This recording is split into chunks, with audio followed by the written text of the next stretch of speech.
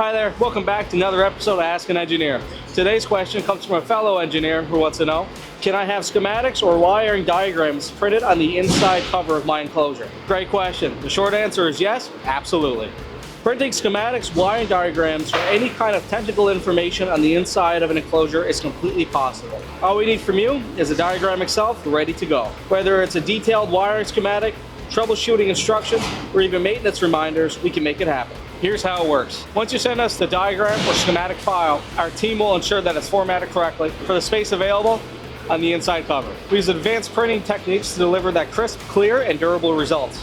Perfect for withstanding industrial environments or regular use. Having these diagrams inside of your enclosure isn't just a nice to have, it can streamline your workflow. Troubleshooting becomes quicker, installation easier, and you can reduce the need for external manuals or guides that can get lost or damaged over time.